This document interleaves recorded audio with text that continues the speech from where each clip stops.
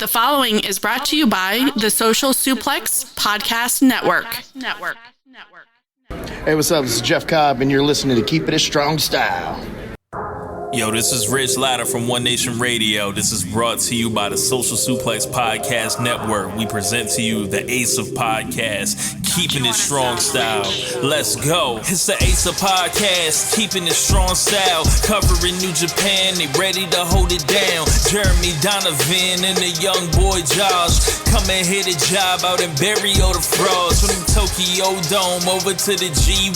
Social Suplex is the network where we can get it done. I'ma chill and let them have it, cause this is just an intro. Keeping the strong style, 6 stars from the get-go, boy. Yeah, from Tampa Bay to the Tokyo Dome, this is Keeping It Strong Style with your hosts, Jeremy Donovan and the young boy Joshua Smith. And thank you for listening. Welcome to Keeping It Strong Style, the Ace of Podcasts on the Social Suplex Podcast Network. Jeremy Donovan here with the Discord Daddy MJ. On today's show, we'll preview Sakura Genesis and cover all its news in the world of New Japan Pro Wrestling. Please support our show by subscribing and following the Social Suplex Podcast Network or Keeping It Strong Style on the podcast app of your choice and leave a rating and review. You can also get all the network's podcasts over at socialsuplex.com. Check out our Chop Tea store, chop-tees.com/KI Strong Style. That's where you can get your official Keeping It Strong Style merchandise. There's free shipping on every order and 10% off your first order, chop-tees.com/KI Strong Style. If you enjoy this podcast, please consider making a one-time or monthly donation by visiting socialsuplex.com/donate and click on the donate button under the Keeping It Strong Style logo. And like you heard, no young boy this week. He got sick from his trip last week, so had to call in the man, the myth, the legend, the Discord Daddy, MJ. MJ, how you doing, man? Doing very well. I was also on vacation. Oh, nice. Where are you at? I was out in Seattle, attending March Madness first and second rounds, and then spent some time up in Vancouver, Canada. So I was on the West Coast for a little bit. It's just a short flight from Calgary, so it was easy for us to get going. Nice. Yeah. MJ, you're the mastermind for putting our bracket together for Social Suplex, which you informed me before recording. I'm currently in first place, so I'm very happy about that, considering my work bracket is completely busted. So happy that I'm doing well in the Social Suplex bracket challenge right now. Yeah, congratulations. I am the reigning, defending, provisional. Undisputed. The provisional king of NCAA brackets in Social Suplex. So if I'm dethroned, it'll be something special. So, but yeah, it was awesome getting to see some of those matches. I got to see like Oregon and Arizona and Maryland, some of the big name programs. Got to see a crazy buzzer beater game. It was Colorado State versus Maryland. It was down to like the last 11 seconds. Colorado State hit a 3-point dagger to go up by 1 point with like 4 seconds to go. Maryland ran the floor, hit a buzzer beater shot. It was crazy. It was pandemonium. It was really, really exciting. It was a great time. Would you say it was more exciting than New Japan Cup? Absolutely not, man. I'm a diehard here. No, I would say they provide me with different types of excitement, and I enjoy them both the same. Nice. Well, thank you for hopping on last minute here to help us preview Sakura Genesis. So we have a couple of Road 2 shows coming up, and then the big show coming up this Saturday. So we'll run through the cards, give our thoughts and predictions on the feuds that are building up for this coming up week, and give you all the lowdown right here on Keeping It Strong Style. So we'll start off. We have a Road to Sakura Genesis show coming up on April 2nd in Yamanashi. So opening up, we got Hiroshi Tenzan, Toriano, Bolton Oleg, Ninja Mac, Katsuya Murashima versus Togi Makabe, Tomioka Hanma, Master Wato, Yo, and Tiger Mask. So no real high stakes there, no crazy rivalries or anything, but good to see Ninja Mac back on tour here, and very interesting in a post-chaos world, a post GBH world. We essentially have a Hantai versus Hantai matchup here. What have you bring your thoughts on the combination of bringing in Chaos, GBH, just 4 guys into the Hantai fold? I think it's kind of the right move. It's you needed to shake it up somehow in some way, and I found like this was actually a very interesting way to do it. I didn't see them going for picking up Yuya, but that's another wrinkle that's really interesting.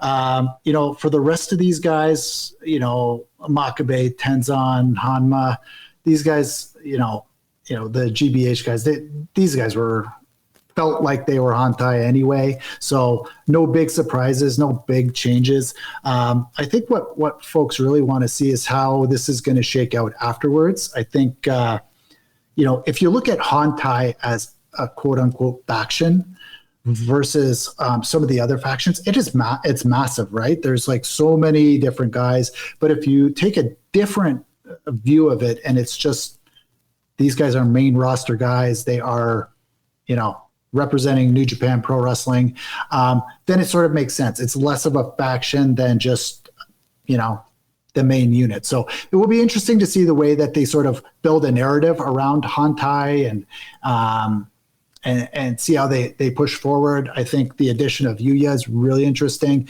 That there's something with Shota in the background there. I think it's a very interesting move, and I didn't see it coming. Yeah, I think they have the opportunity to kind of treat Hantai almost like a fight camp where, just like in UFC and MMA, you might have guys from the same team that fight each other if they're the same weight class. And so I can see a similar thing like that here with Hantai. Like all these guys, technically they're on the same faction, same fight team, but you have a lot of guys in the same division, a lot of guys that are going after the same championships, a lot of guys that have the same goals. And so you kind of create that internal competition, even though, you're on the same team, but you all also have your individual goals. And you get some of the more interesting and really more exciting and competitive matches in these interfaction matches, like the United Empire interfaction matches were always crazy, super competitive. The Los Ingobernables interfaction matches, always super exciting, always, got something special. So I like it. I think it's interesting, and treating it like a fight camp sounds like a great idea to me. Yeah. And then following that, we'll have Yuya Uemura and Taka Michinoku taking on Drilla, Maloney, and Sonata. So this is to preview the upcoming Sonata and Yuya Uemura match. What have you thought about the feud thus far between Yuya and Sonata? You always got to ask me about Sonata. I feel like every time I come on here, I'm ranting about Sonata. So I'm not going to do that. I will take it back. So there was a lot of people talking a whole lot of trash about Sonata's like stereo gear that he came out with at the last pay-per-view.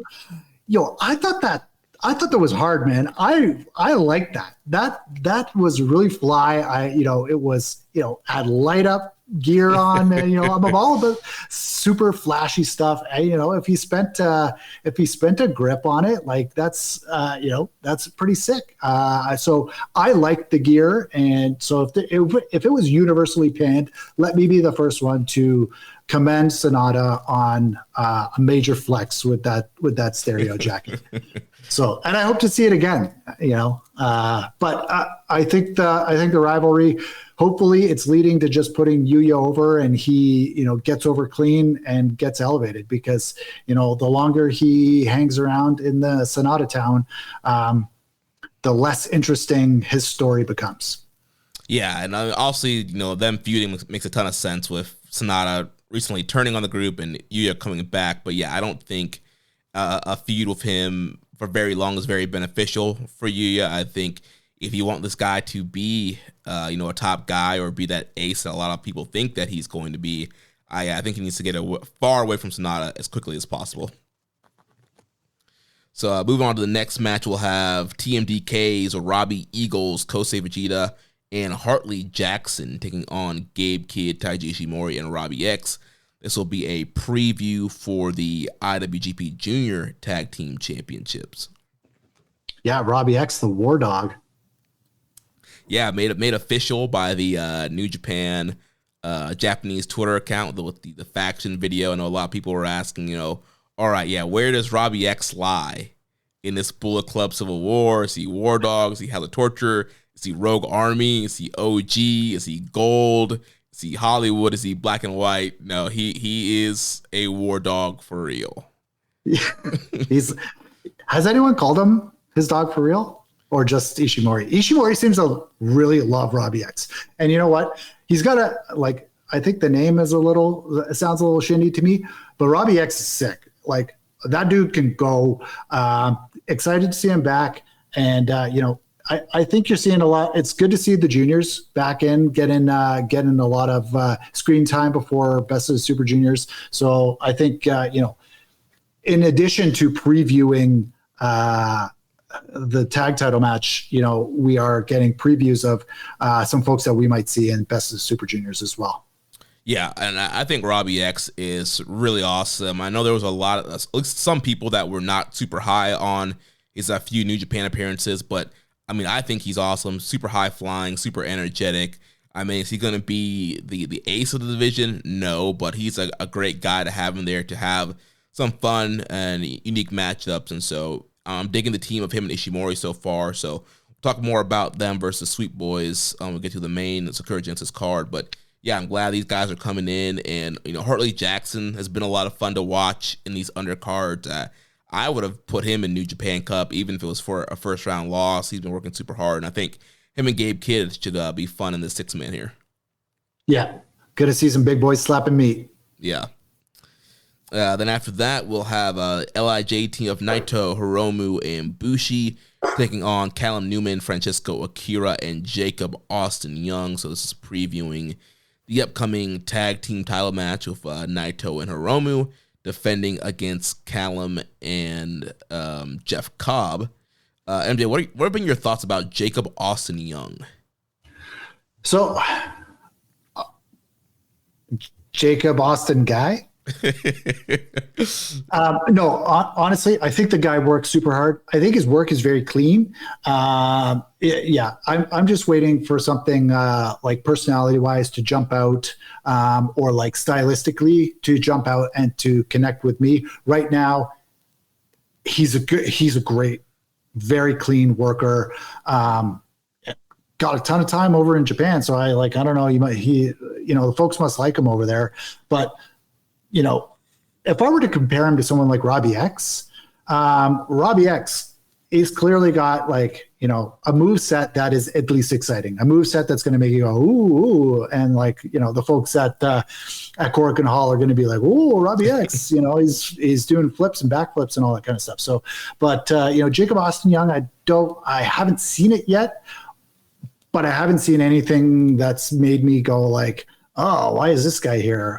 So absolutely super competent worker, very clean, good technique, but yeah, just nothing special for me. Yeah, same. And yeah, like I said, the work is very good. Also, he's a very competent pro wrestler, and he knows what he's doing. But like you mentioned, compare Robbie X. It's like, all right, why is Robbie X there? You watch him wrestle, you see what he does. Like, oh wow, yeah, he's kind of spectacular with some of the moves and athleticism that he has. And then when it comes to Jacob Austin Young, he's been on a lot of tours now. I know it's mainly multi-man stuff, but I haven't even seen a glimpse of oh, this guy's special. And we've also seen him plenty on New Japan Strong before they got rid of the weekly TV.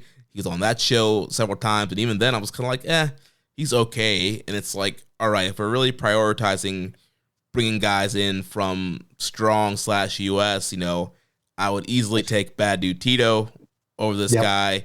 Young Fuego Adrian Quest, I think it's a guy that was slept on in New Japan Strong days. And so I just feel like there's a couple other guys, Filthy Tom Lawler, where's Fred Rosser at? I feel like there's a lot of guys from that Strong brand who could do good on a tour and get some use in New Japan over a Jacob Austin Young. But, not trying to get the guy out of a job, but I'm just not seeing, what we're really doing with him yet. Yeah. He also has a haircut like he's got a 9 to 5. You know, like this guy, he can't fully commit to the pro wrestler gimmick because, you know, he's still got to go into the office and, you know, so he can't grow a mullet, you know, dyed mullet. He's still got his haircut looks like mine, except I got a bit more gray hair than he does. Yeah, well, you know, the yen's down, so, you know, you got to get the money where you can. So if you got to go to the office, you got to go to the office. Yeah. Following that, we're going to have a special singles match with the global champion, the Gene Blast, Yota Tsuji, taking on Yoshinobu Kanemaru. So this is in build-up to Tsuji defending against Evil. Yeah. Uncle Nobu here is he's probably going to do some work on Tsuji's knee. You know, it's probably going to drink some whiskey. Probably going to see some shenanigans. But I always love a Kanemaru match. I think they're always very interesting, even when there is shenanigans. I think he's extremely creative. He's, you know, the heel master. And I've always thought that bringing him into House of Torture would make the group more interesting and more creative as a heel unit, particularly in the ring. Yet to be seen. But I think at least in Kanemaru's matches, he's still top class wrestler, top class heel, still creative, still sneaky, and I'm interested in seeing him work, which is more than can be said than the rest of the guys.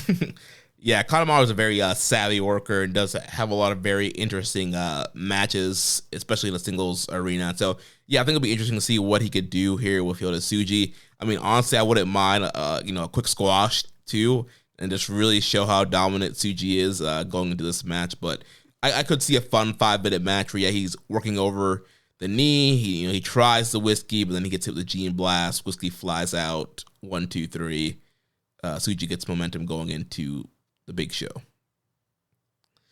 Then following that, in the semi-main event spot, we got the Hantai team of Hiroki Goto, El Desperado, Yoshihashi, taking on the War Dog team of David Finlay, Clark Connors, and Gato. So double preview here for the world title match and for the junior title match of Despy defending against Clark Connors.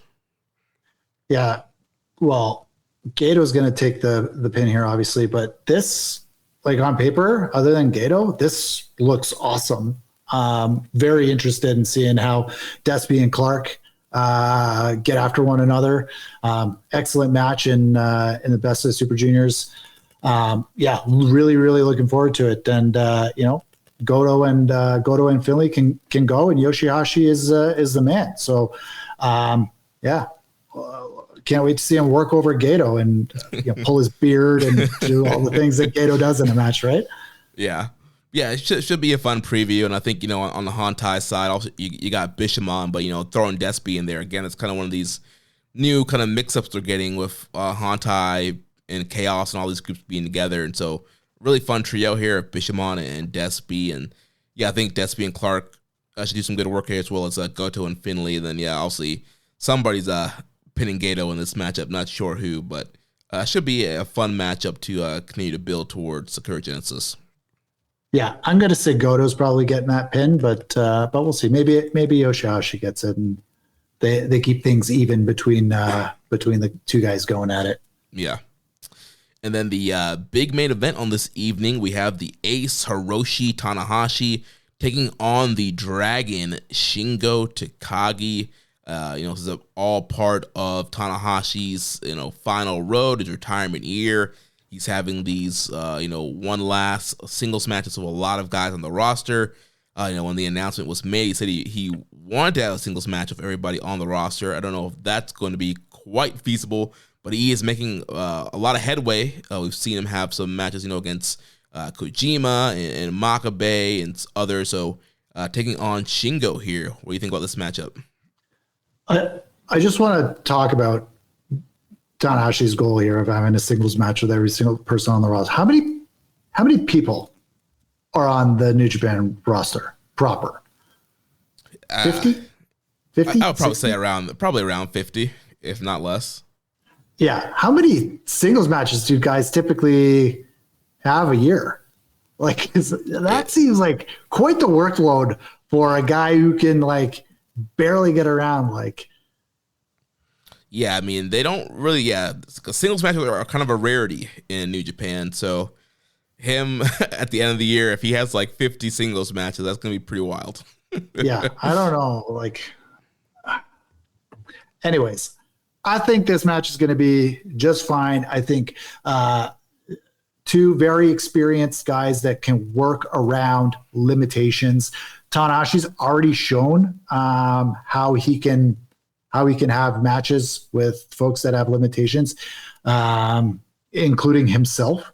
And he's delivered a couple like better than expected matches. So I think this will be, meeting expectations, however low they may be, to maybe a possible over deliver here, because I think him and Shingo will, trade strikes. There won't be a ton of high flying. Maybe a lot of suplexes here, big power match. So I think it might be a little bit easier on the legs this time around.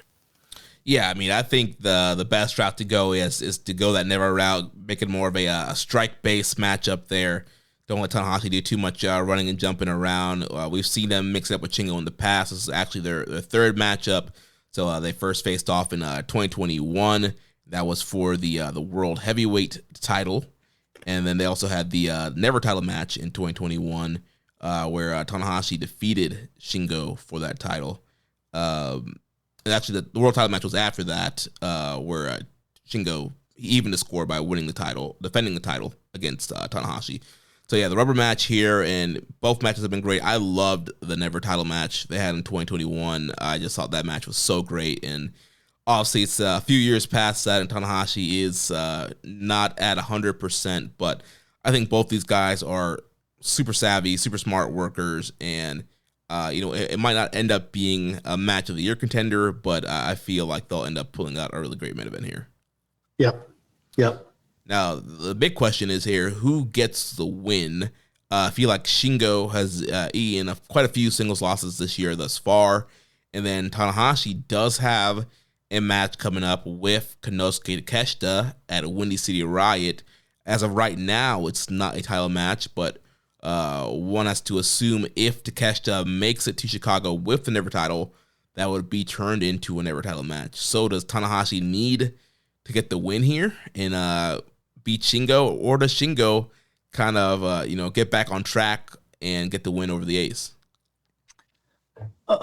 That's a good question. I don't think Tanahashi needs any wins, to be honest. I think he can go in and challenge whoever he wants at any time. He is the president, so he can do what he likes. And I think he can do it with a level of credibility that nobody's going to balk at it.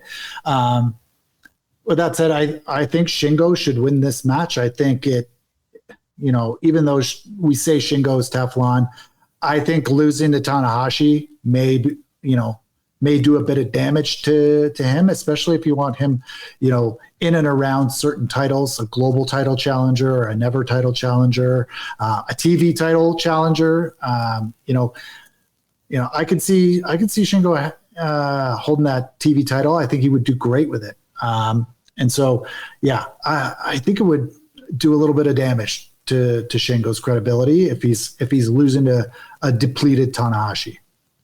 Yeah, I can see your point there. I think there are ways, if you want Tanahashi to win, to protect him. I think you could have him. He does a lot of roll up pins and schoolboys and stuff like that. So I could see a scenario where Shingo is about to win. Maybe he has him up for Last on the Dragon, and Ace kind of slides him down to a crucifix, or reverse Main Japan to some kind of wacky roll up.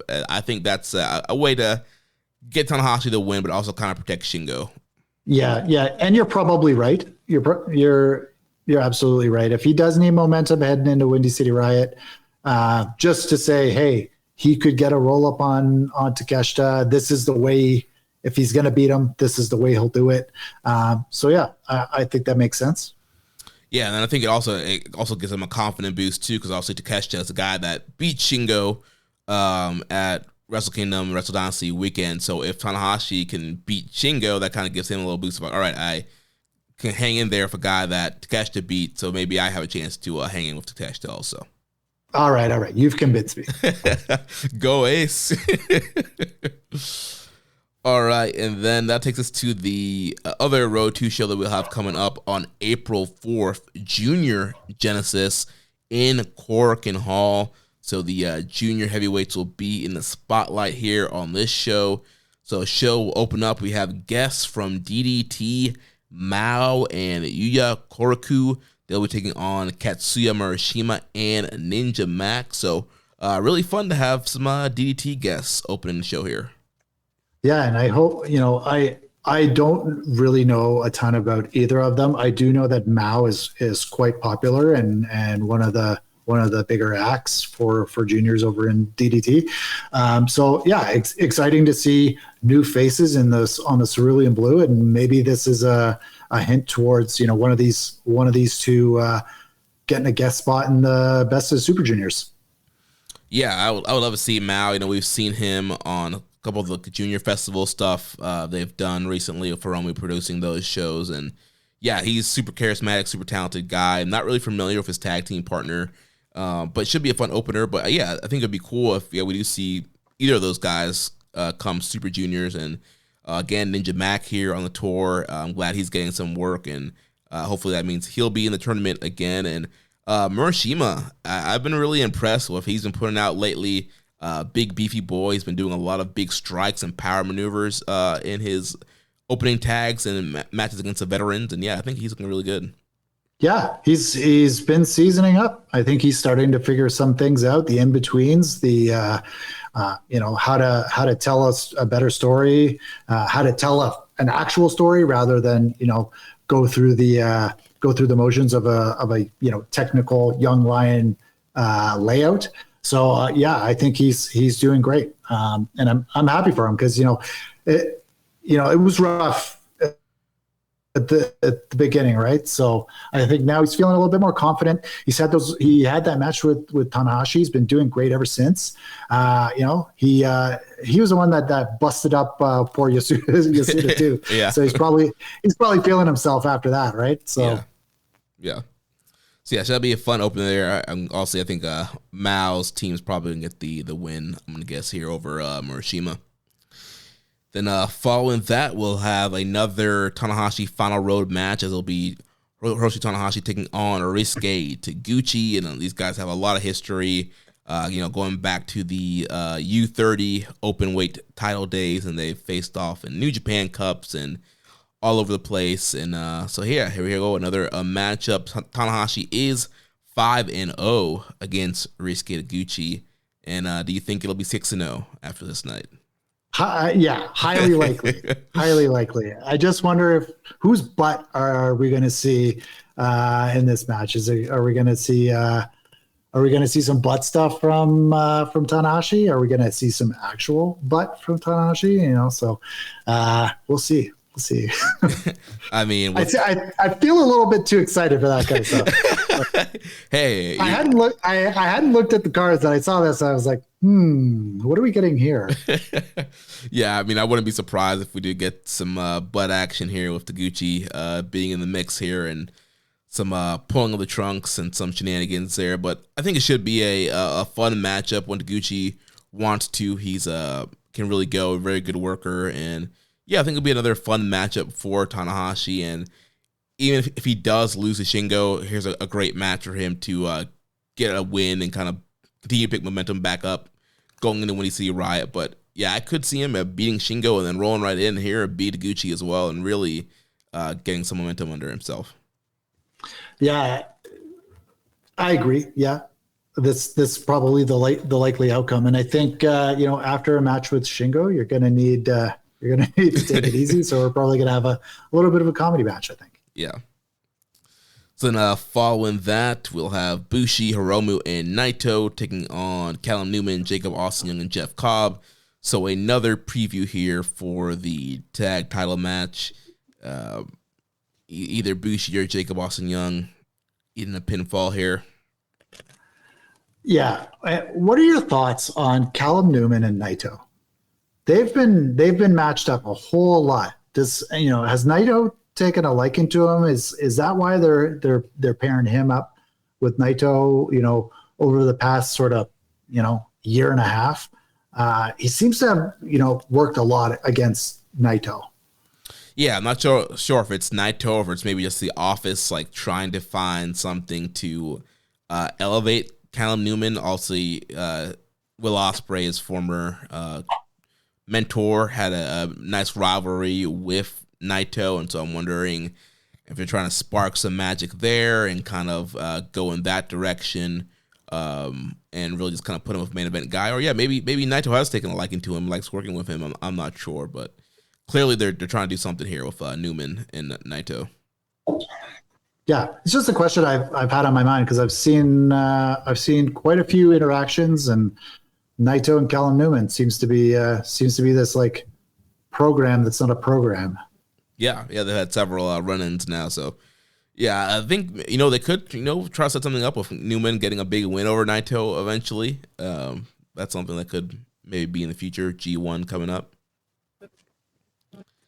So following that, we'll have Shingo Takagi and Yota Tsuji taking on Dick Togo and Evil. And we did have a question here from Odd Jobs. How do you feel about King of Sports Evil? So they have been having some untelevised Road 2 shows where Evil said he's wrestling clean, no more cheating, no more interference. He's doing the court of honor. He's shaking hands, and so far he's been sticking to what he's been saying. And Tsuji has said, "You're not king of evil. You are the king of sports." So how are we feeling about old Evil here wrestling clean? Yeah, right. Yeah.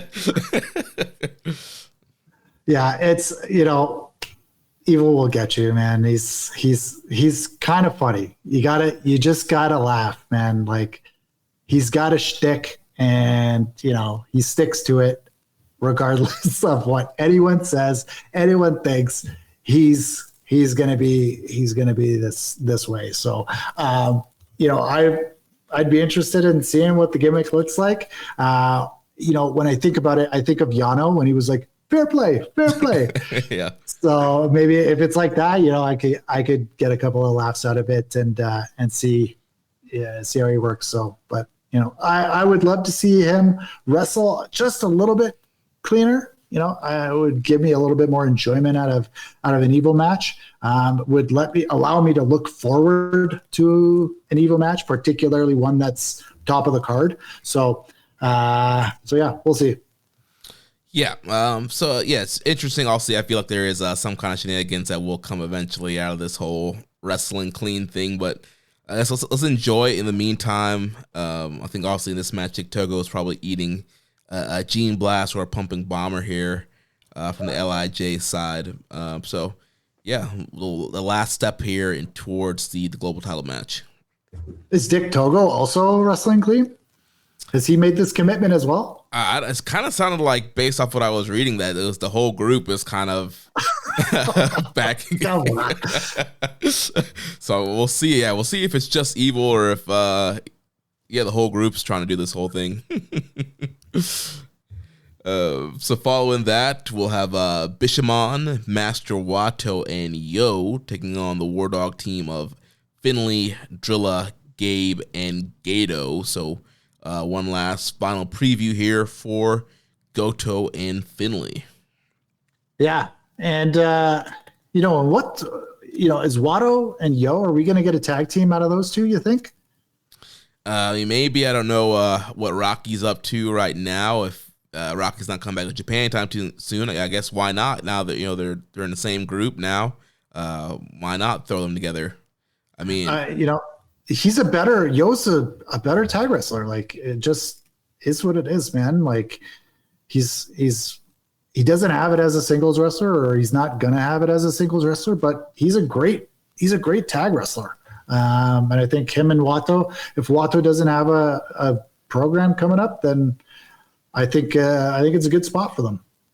Yeah, it seems like Wato's kind of been on the back burner since coming back from injury. So yeah, I'm not sure if they're trying to wait till Super Juniors to heat him back up, but yeah, in the meantime, if they're not going to give him a big singles push this year, I think, slotting him with Yo and kind of forming a new Hantai junior tag team could be fun and creates a new team, new challengers for that division. Maybe Yo can wipe some of his swag off on Watto. Well, hopefully he doesn't wipe any of his poop sculptures. That's kind of what I was getting at.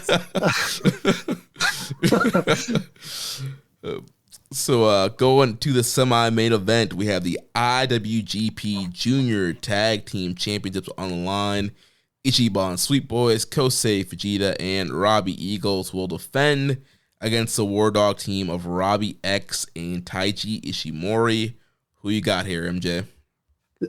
Well, I've got Sweet Boys, but this match is going to absolutely rule. It's going to be awesome. I think it's going to surprise a lot of people, and I think a lot of people you'll see come around to Robbie X here, because I think everyone's seen Fujita and Robbie. Robbie, honestly, best junior going for my money.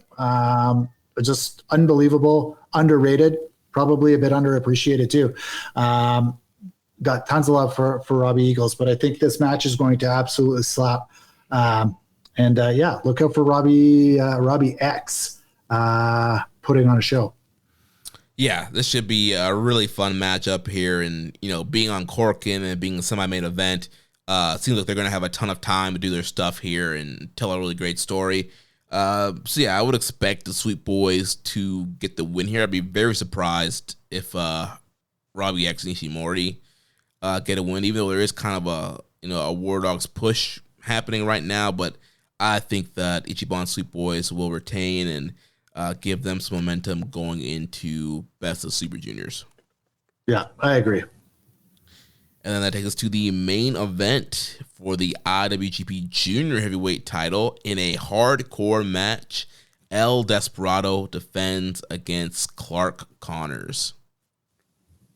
Man, this is gonna be great. El Desperado is one of the greatest deathmatch wrestlers going right now, and I think Clark is going to show people a little bit of that, a little bit more of his hardcore death side. We got that in the cage match, the dog pound cage match. We saw that what he could do, but Despy's a different kind of dude, man. I don't know why you're asking for that. I mean, if you saw those photos from his match with what's his face at Jim Kasai, yeah. Oh my God. He is a sadist. That guy's a sicko, and so I expect this match to be absolutely sick. And Desperado's probably going to hold on to it. Yeah, I definitely think Desperado's going to retain here. It should be a very hard-hitting match. We saw these guys had a kind of a crazy encounter during Best of Super Junior 31 that led to a kind of a wild, crazy brawl, and Connor's powerbombing Despy through a table. So this should be a really heated match. We'll see what these guys can do together. And yeah, like you mentioned, we know what Despy can do in a death match / hardcore environment. I'm wondering, how far they are going to go. Also, I don't think that, President Ace is going to approve the light tubes and the forks and the razor blades and all that stuff. But I would expect this match to be pretty violent, pretty hard-hitting. Wouldn't be surprised to see Desty's mask ripped apart and he's bleeding. But again, the main event, Cork and Hall, I'm sure they're going to have plenty of time. Should be a great matchup. Now, is Tanahashi like a color guy or a no color guy? Like, what's his philosophy on color in a match? I would feel like coming from a wrestling background as his, that he's pro color. Yeah, you think he's pro color guy? Yeah, I think so. Yeah, all right. I mean, he's not. Right. Well, I'm trying to think. I think he's a hard way. He feels like a hard way kind of guy. If it happens, it happens. Yeah, I can't really think of any times that Tanahashi's won a Crimson Mask. So maybe he is a hard way guy. Yeah. Yeah, he's confiscating the blades in the back. Yeah. Well, you know what? They probably saw how that Jin Kasai show at Korakuen, they probably saw the numbers that did, and they're like, you know what, Desby, you're getting that main, and you're getting a leash. So fill that son of a bitch up for us. Yeah. But yeah, it should be a great main event. Highly expect Desby to win here. And but again, like we were saying, there is kind of this War Dogs push that's happening with these guys in big matchups, and we know Finley's things, bring bodies and bring goals. Also, he has a big title match coming up, but they could pull an upset here back to back and have War Dogs leaving with all junior gold. That would be surprising. I wouldn't be disappointed. I would be very surprised, given this is Clark's first crack at the title. But the way things are happening in the external environment, let's say, and maybe they feel like, hey, if we don't give these guys something, maybe someone else is going to give them something. That I don't, and I heard a young boy say, maybe it was last week or the week before, it's like they don't book like that.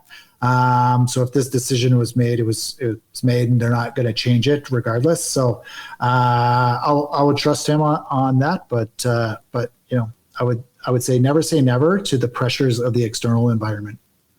Yeah, I think the one thing that leans in Desby's favor is also Best Super Junior Tours coming up in May, and I know not all the time have they had a strong champion. Or recently we've seen Sho as champion, and he was like in barely any main events, and they relied on Desby and Hiromu. But I think having Desby go in as champion, that lines up for a great draw for whatever block he's going to be a part of, and I think it also takes him out of the running of winning the tournament, so we can get some fresh finalists, a fresh winner to challenge him at Dominion or whenever they do that title match. Yeah, and they've had a couple of new title challengers. Like they had Fujita challenge, they got Clark challenging now. So they're starting to cycle these guys through that were sort of middle of the pack. These guys are getting bumped up. Akira got his first title challenge. So I think they've been doing a very good job at cycling up some of these guys. And so you have a legitimate shot of any one of those guys, either winning the title or winning the Best of Super Junior. Yeah. And we have some questions here from you, Discord Daddy. You said, even ever thought about how the New Beginning and Sakura Genesis essentially mean the same thing? Does the booking and storytelling in New Japan revolve around the naming convention of major shows? I don't know. I feel like sometimes with New Beginning, they do try to be like, all right, there's new challengers, and obviously it's kind of a reset from Wrestle Kingdom. I don't always feel like Sakura Genesis has been that way. I feel it's just all about, the New Japan Cup winner getting a title shot, but maybe I have to look back at some older cards. Maybe there is kind of a theme there of a new uprising or new coming, but I feel like out of the two of them, I feel like New Beginning is the one that they do try to be like, all right, it's a fresh start, new challengers, new programs for the year.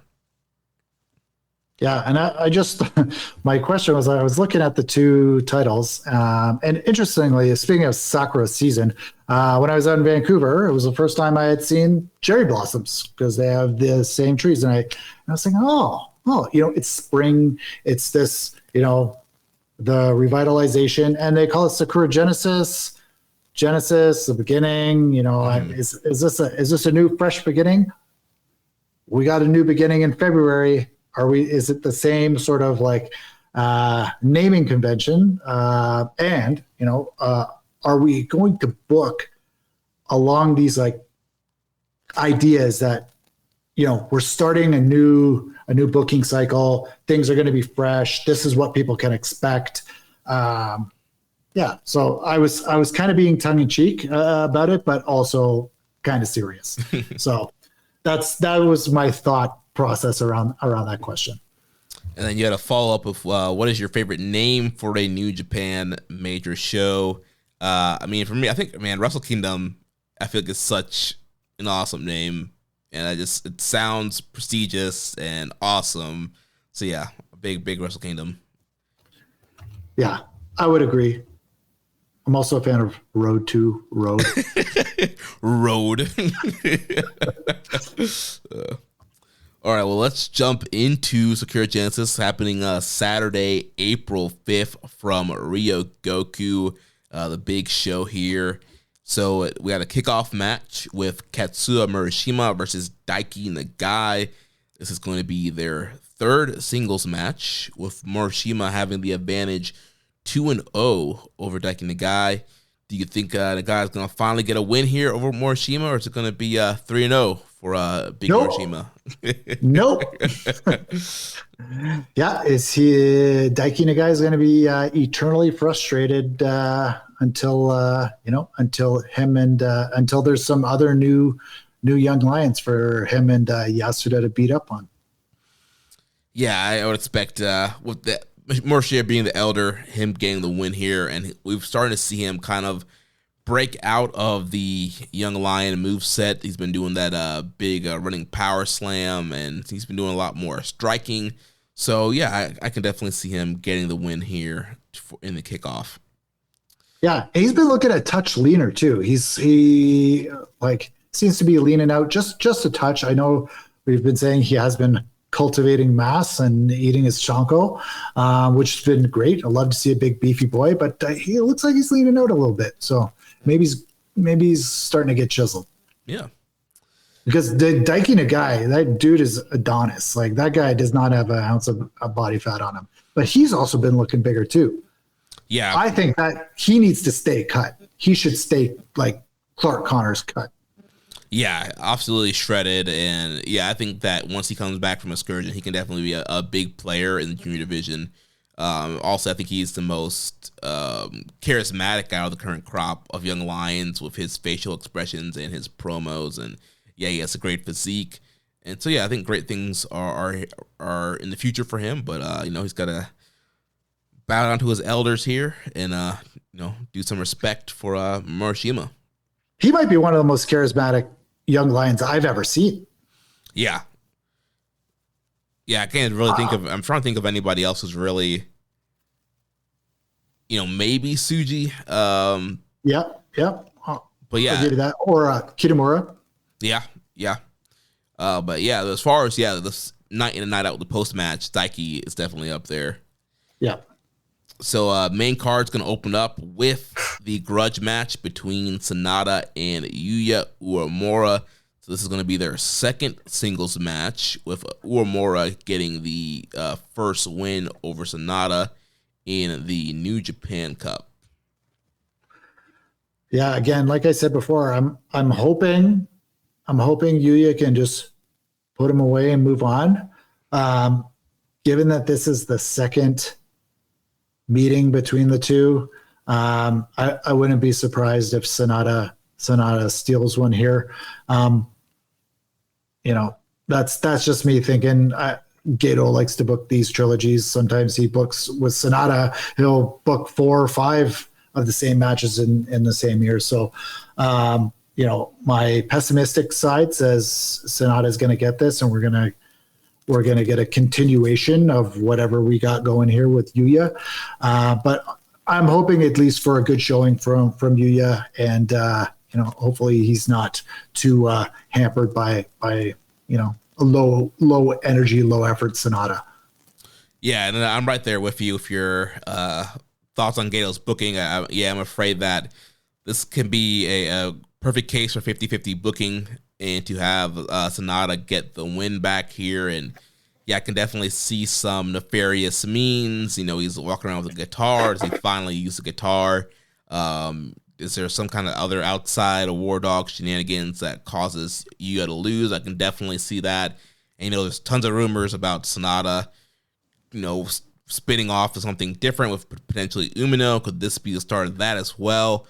So I do think that things might be swinging Sanada's way here. I'm going to go with Sanada getting the win here over Heat Storm. You know what Sanada could do that would be totally sick? Is that if he switched his acoustic guitar for an electric guitar and it plugged in to his stereo jacket, and he played it for his entrance, and it was like coming out of his stereo jacket. Now that would be sick. I would appreciate that. Well, it would give a reason for the stereos, so yeah, I'd be down with that. Yeah. Following that, we'll have the NJPW World Television match with El Phantasmo defending against Great Okan. So we've seen ELP's been doing these open challenges. The last one was with TJP. He was able to defeat TJP, which allowed Okan to slide in and claim the next shot here. So that's how we got here. Who do you think's walking away with the TV title? I'm going to say Phantasmo, but I would just like to comment on how awkward TJP is on the microphone, especially. And it just feels like everything he does is so awkward. When him and Okan were walking to the ring for the match, like that was really awkward. Like, oh, who's gonna challenge? And then the post match, that was super awkward. Oh man, he's just been the cringe has been getting to me, man. It's like, anyways, I had a rant on that, but like I like what Phantasmo's been doing with the TV title. I think he should continue doing it. I think you're going to get a lot of interesting matches out of him. I think it really fits his style. I think he's felt, I think he appears to be creatively, satisfied where he gets to wrestle a bunch of different guys with a bunch of different styles. And, I think that's a fulfilling purpose for him for the next, 6-7 months. And, I think it will be a good run for him. Yeah, I can see Phantasmo retaining here, especially since, Great Okan beat him in the New Japan Cup, and Okan does have one other singles win over him. So Okan's 2-0 over ELP career-wise here. So, yeah, I could see ELP getting his first win over Great Okan and continuing the TV challenge. I really like that, the open challenge. I think it adds to the card, especially if you're doing it on a Road 2 show. Kind of having this, throwing it out there, open challenge, and you never know what you're going to get. I think it really works for championships, and especially a title like this, and I think it is something cool for Phantasmo to do. So, yeah, I could see him getting the win here, finally, being able to conquer Great Okan and move it on with the title.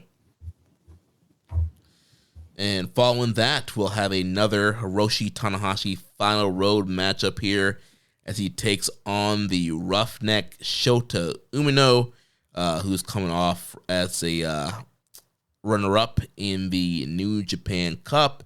And these guys have only had one singles match of Tanahashi getting the win there. So, again, I think a lot of eyeballs on this match, not only for Tanahashi's retirement, but again, just all the rumors of what's to come with Shota Umino.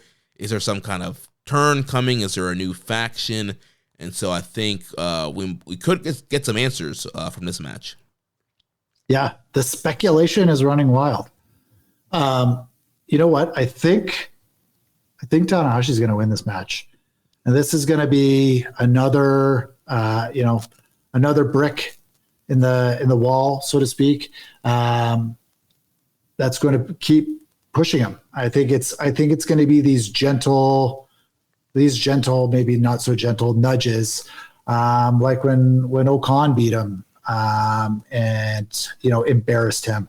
I could see Tanahashi embarrassed Shota by calling up Yuya and saying, "Hey, I like what you're doing. I want you to be in Hantai."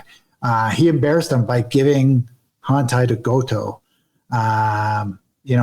So I think he's going to be really angry. And I think a Tanahashi win here is going to just lay more breadcrumbs. I don't foresee that happening now, but I think you're going to get more breadcrumbs through this match.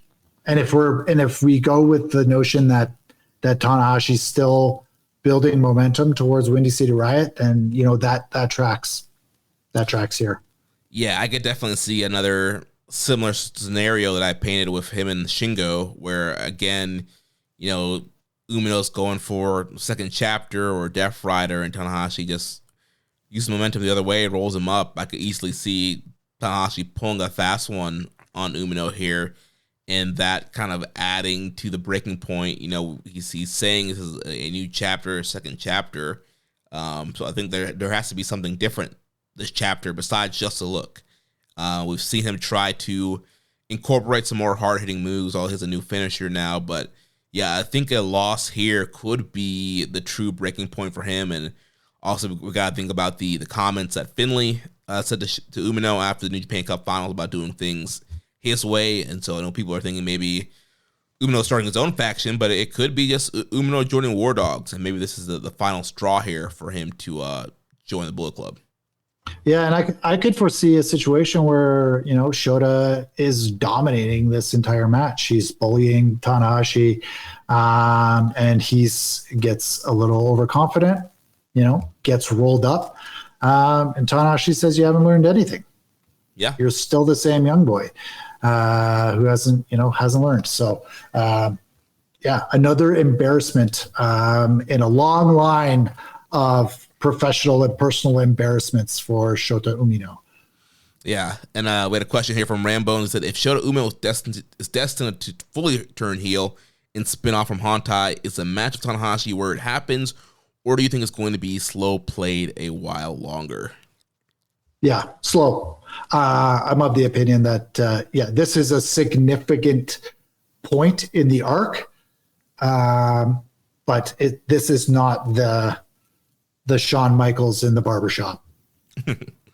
Yeah, I think this is definitely going to be a catalyst for what's to come. I could see things even waiting until Wrestling Dontaku, Bullet Club month, the Bullet Club show, and if that's the way they're going to go, and maybe, Tanahashi is in some kind of match against the War Dogs, and all the Hontai guys are running out, and Umino comes running out thinking he's going to make a save, and then he turns on Tanahashi. So, yeah, maybe in a couple months or two, we'll get the payoff. I don't expect it to be a quick thing.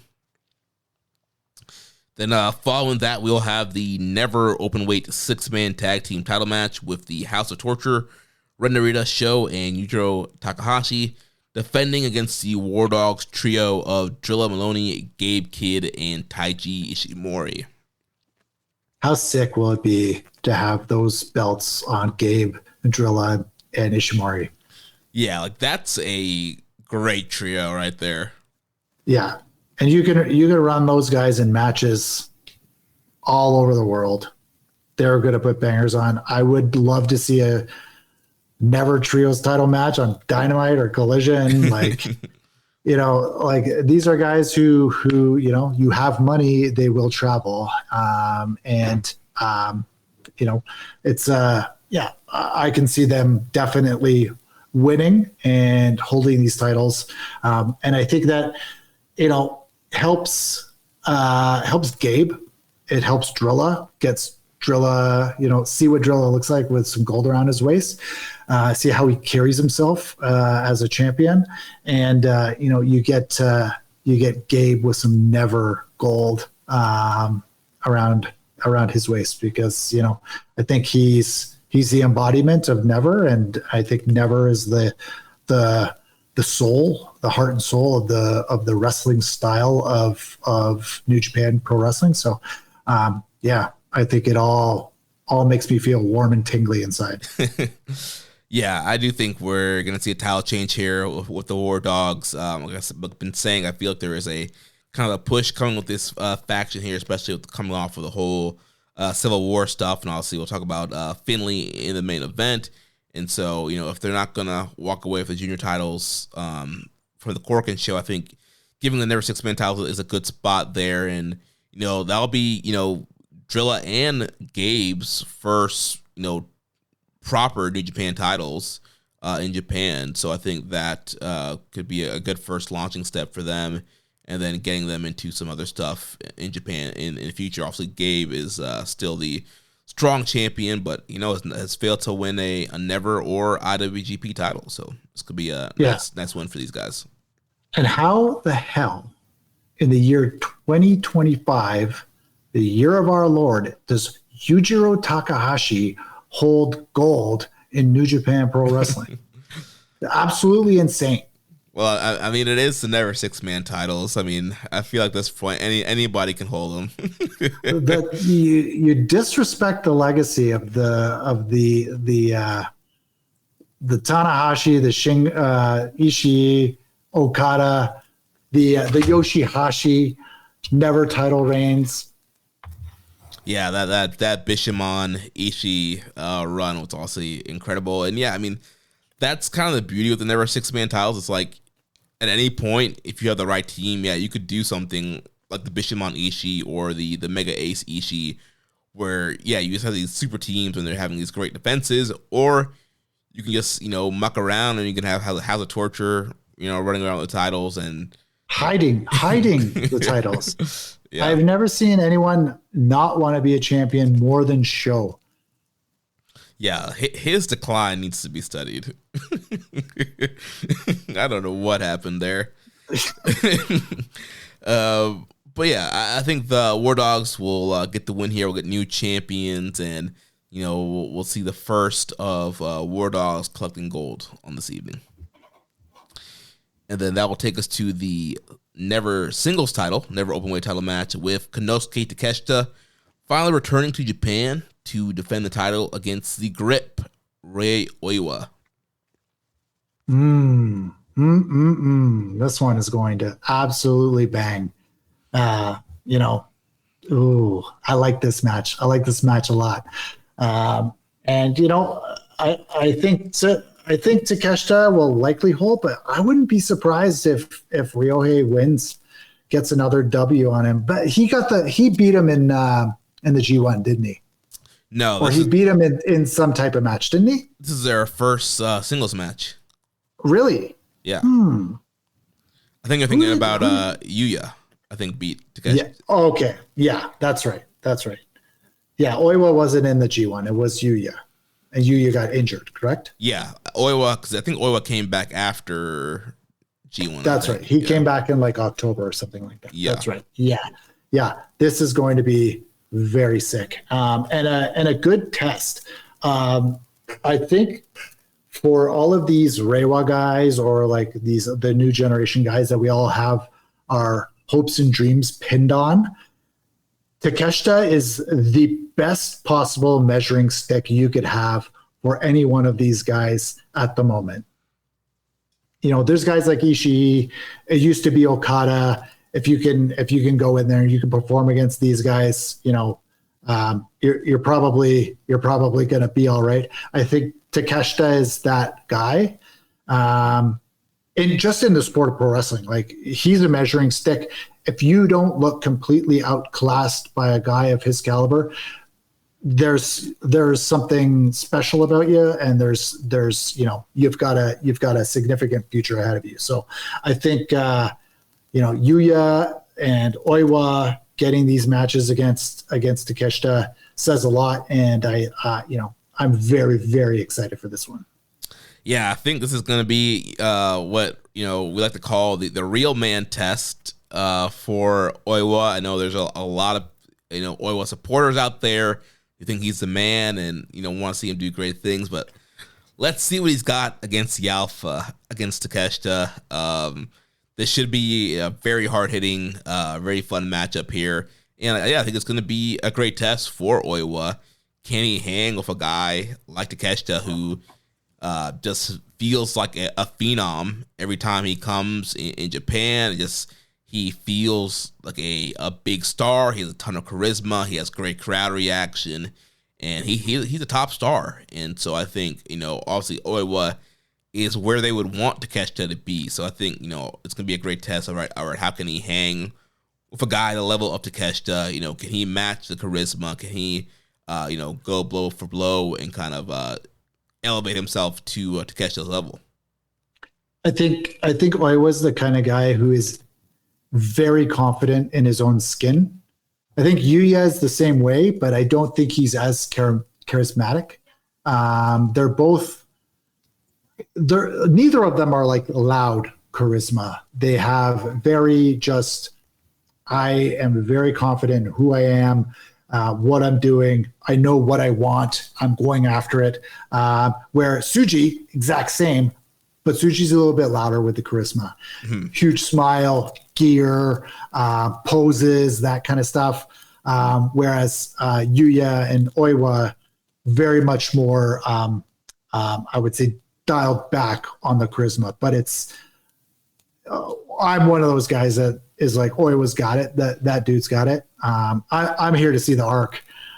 I want the grip and the arc. Yeah, we'll see here, but I think that Takeshita is going to retain here. I really think that the Ace versus Alpha match in Chicago is going to turn into a never title match. So, yeah, I think Takeshita will retain here. And who knows, maybe Tanahashi's the one to finally lift that title off of him, rolling in with all the momentum. Or, maybe Takeshita just goes into G1 as never champion. We'll see how things go. Do you think he's going to be in the G1? I don't see why not. All in Texas is, I feel like that's right before G1 would start.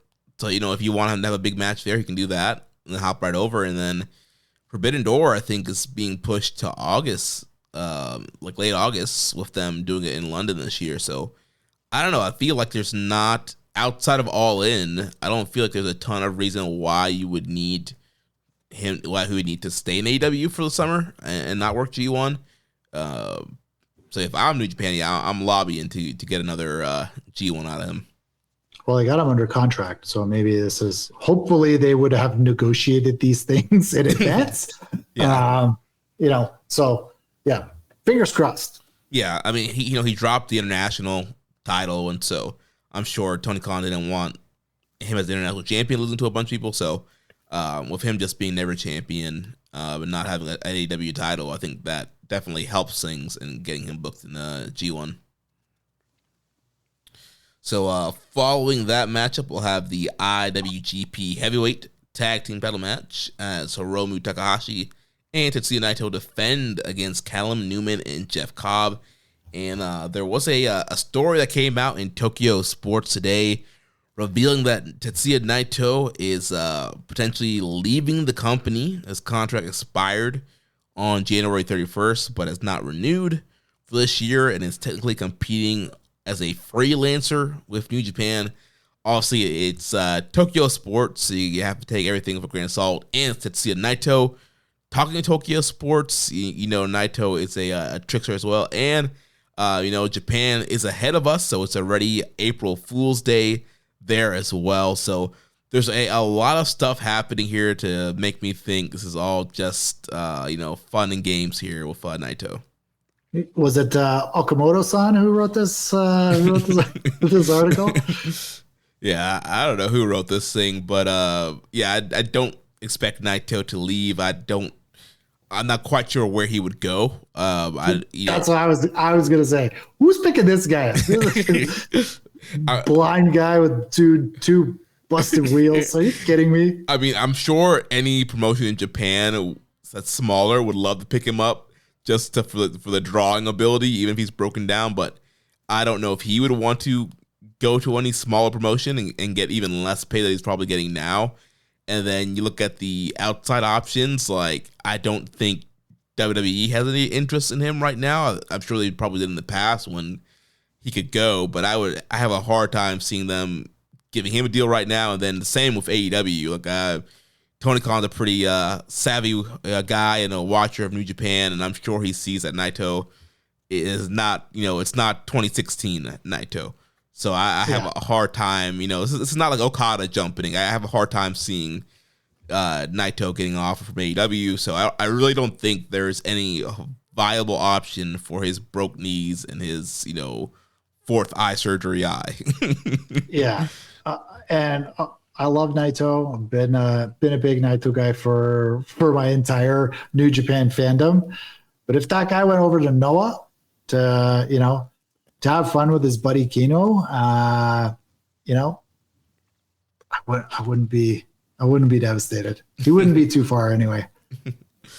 Yeah, I have a hard time seeing him do that. Yeah, I think I'm sure that they'll announce that he's signed a new contract pretty soon here. But he will be defending the titles here with Hiromu against Callum and Cobb. There's also rumors of Jeff Cobb leaving the company, and there's a little bit more smoke to the fire there. We had reports of Cobb being on the internal WWE roster, and he's getting older, and he is a guy I could see getting an offer from AEW or WWE and kind of cashing out. So interesting scenario here with kind of teasing both guys leaving. Obviously, Naito's less serious. Cobb could be potentially out of the company. Yeah, and you know what? For Jeff Cobb, he's had an incredible run in New Japan. If he stays, I would love it. I think he's a valuable member of the roster. He is like a hell of a wrestler. I think he can clearly still go at the level where you're like, yeah, I want to see Jeff Cobb versus Tsuji. I want to see Jeff Cobb versus Oiwa. These are matches that you would say, hey, yeah, you can put that anywhere on a major card, and it's probably going to do decent business. But the guy's probably earned a cash out at this point. He's rode the bus and the train up and down that island, more times than I can count. So if he does, I wish him all the best in his retirement. And if he's coming to AEW, I'll probably see him here and there. Yeah. So who you think? You think that Naito and Hiromu probably retaining here? No, because I don't think Jeff Cobb's. I would. You know what? Well, yeah. Let me take the unpopular choice and say Cobb and Kellen Newman win. I think New Japan thinks they got something with this tag team, so they're probably going to ride it. Old leader Hiromu, he's probably liking that that treatment that he's getting from Naito. So yeah, they're probably going to hold on to it. But I would like to see Callum and Jeff Cobb with those titles. I would like to see more competitive tag team matches, and we're just not going to get that from Naito and Hiromu. Yeah, it'll be interesting to see if they do go that way. I don't know. Right now, I'm just leaning towards still Naito and Hiromu retaining, and then potentially setting up something big for them come Dantaku. And who knows? We'll see if Hiromu can hold on to that going into Super Juniors or not. But yeah, I think LIJ will retain here. Though I think Cobb and Callum, that's a cool new combination from the United Empire side, and I think the winner or loser of this can tell us a lot of what's potentially next for Cobb. He does have kids that are in school in Japan. He lives in Japan right now, so I think it would be a pretty big move to jumping to the U.S. I'm sure either Nick Khan or Tony Khan will give him enough zeros to make that move. But yeah, it'll be interesting to see if he does lose here, if he gets any kind of send off, if he kind of winks and nods at the camera here. But yeah, I think it should be a really fun matchup, and I think that LIJ will retain. And then that will take us to the semi-main event, which will be for the IWGP Global Heavyweight title match. The Gene Blast Yota Tsuji will defend against Evil. And so we saw this coming out of the New Japan Cup with Evil getting that first round upset over Tsuji. And so that tied things up in their overall singles record. They are 1-1. So this is a rubber match for them. And then, like we mentioned earlier, Evil's doing this whole gimmick of being the king of sports, being a clean wrestler here. And I feel like that's all to lure Tsuji into a false sense of what's actually going to go down here. And I can see all kinds of shenanigans happening throughout this matchup. Evil going back on his word, but I think that Tsuji retaining here. What do you think?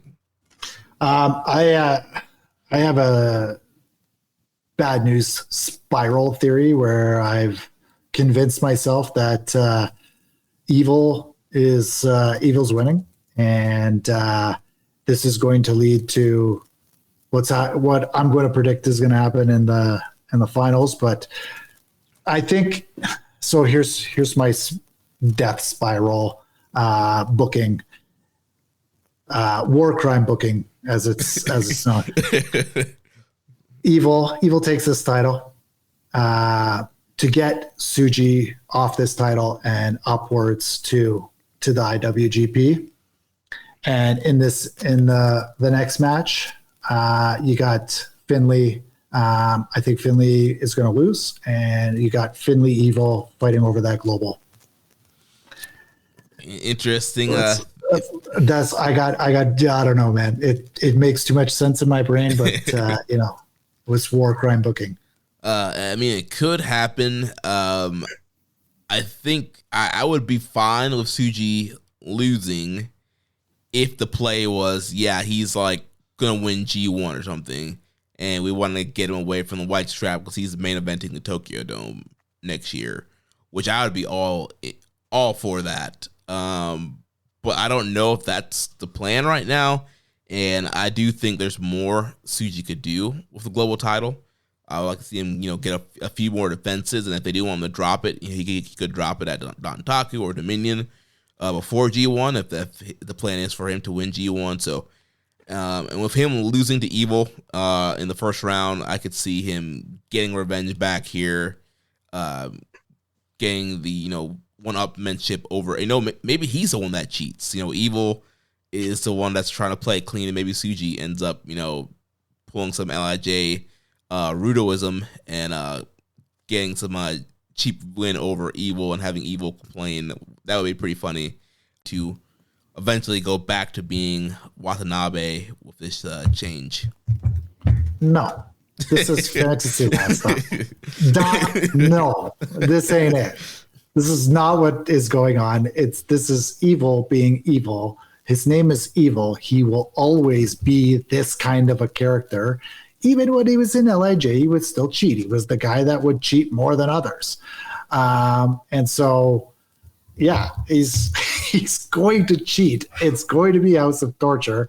We're going to get the big boos and the crowd going crazy because Dick Togo is out here throwing salt, and they're coming out with wrenches and push-up bars and whiskey and all of the gimmicks, garrote wires. You got it all. I would suggest that we are getting over 4 ref bumps in this match.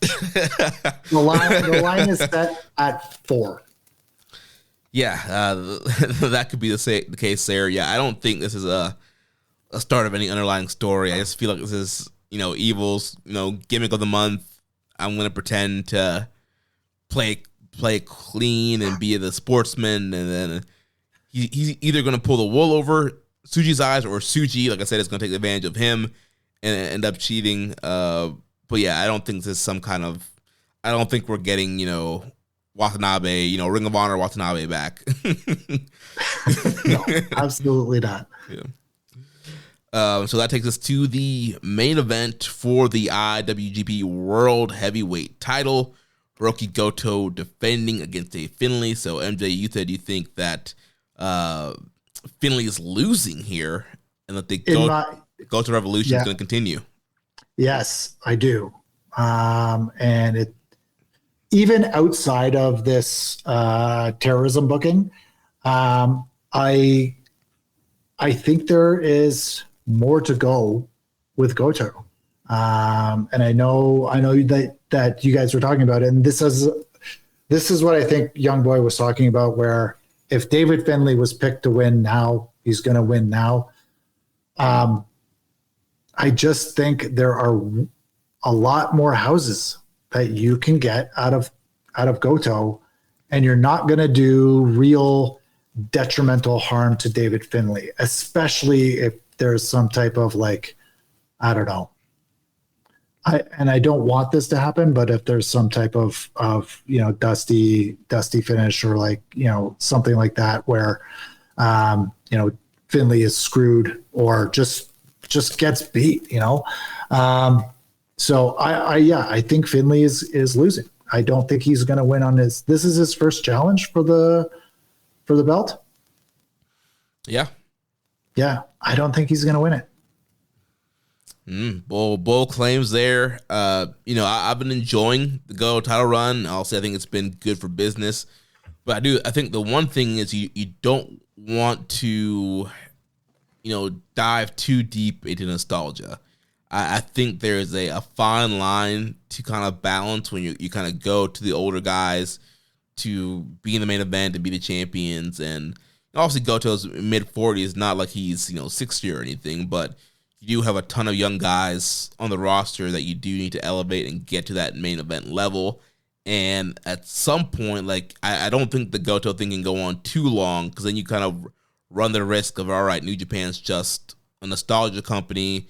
We're going to be like Pro Wrestling Noah. We're just going to put a bunch of old guys in the main event and have all the old guys beat the young guys and then wonder why none of our young guys are getting over. And so, Dave Finlay is a guy that he's only 31.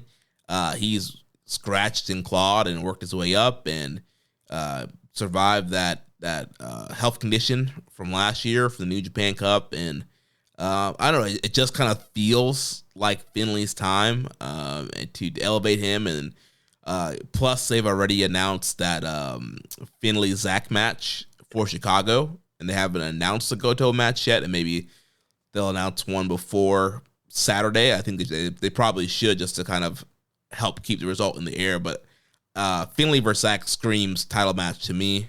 For when you see Riot, your two top foreigners being in the main event there. And so, yeah, I think that we're seeing the elevation of Finlay. The War Dogs are moving and shaking right now. There's a lot of stuff going on with them. And so I think that Finlay winning the title is going to solidify him as, the true leader of Bullet Club, and kind of give him the edge if they continue the civil war with House of Torture. Yeah, I hope there is no civil war with House of Torture. That's total.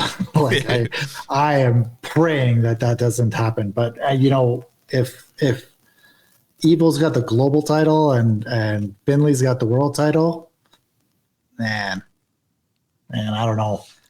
But you know what? I accept the premise that it would be fine if David Finlay won here, and I think he has demonstrated enough times that he can do that style, and he has his own main event style, which is very, very good. It is. I wouldn't say it's unique, but it is a very David Finlay. It is in the Finlay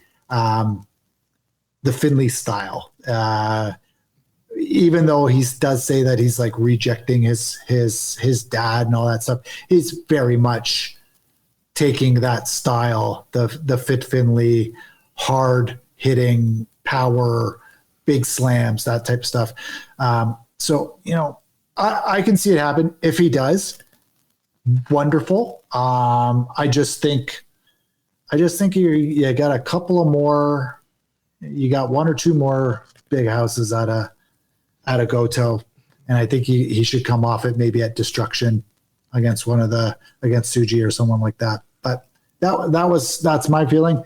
But if it's Finlay's time, I am absolutely thrilled for him. I think it's wonderful, and we'll see. We'll see what happens. Yeah, I mean, if they really want to make Finlay the top heel, I mean, here's the moment. It's gonna be a packed Ryogoku. Goto's bringing the kids, and Finlay will get all the heat in the world for ending the Cinderella run and beating Goto in front of his kids again. And I loved in the interview that Finlay did on the New Japan website, where he was talking about watching his dad, Fit Finlay, not be able to beat Chris Jericho for, I think it was the WCW TV title, and how he realized he shouldn't be mad at Jericho, he should be mad at his dad for being a disappointment. And I just love that whole spin, and how he's going to do the same thing with Goto and teach Goto's kids a lesson and teach them to be disappointed in their dad. So really good stuff from Finlay in that whole interview. And so, Yeah, I think that, man, if you want to get all the heat on this man, here's a perfect opportunity to, crush, end the Goto dream, end the Goto revolution, have these kids crying again, throwing it with Too Sweet, and then he can march right into Bullet Club month, Bullet Club anniversary, Dontaku as champion. Yeah. And maybe we can get a Chris Jericho title match and get him to avenge that loss. Maybe, it's been a while since we've seen the Nueve in New Japan, so never say never. Yeah, the Painmaker, bring him back, Yeah. We have a question from Rambo, and he says, if this is the end of the line for Goto's IWGP World Title run, I have to think that he has overachieved relative to expectations. What comes next for him? If he doesn't touch that belt again, what is a good lane for him to get into? Oh, he's overachieved by like anyone's estimation. Like this is lightning in a bottle. He's overachieved in every single way that anyone could have possibly predicted. It's been overwhelming, tremendous success. But yeah, if this is the end of the road for him, there's always money in that never title, and Goto having never title matches. There's always money in him and Yoshihashi getting the band back together and fighting for those tag titles. So, maybe we get Bishamon back for Tag League, and we'll see him in a 4-way at Wrestle Kingdom. Yeah, I definitely think that I agree with you. The title run's overachieved. I mean, who would have thought that, in 2025, Hiroki Goto would be the world champion and would be drawing houses and having these great title defenses and this great run. So, yeah, the title run has definitely been a big win and big success for Goto and the company.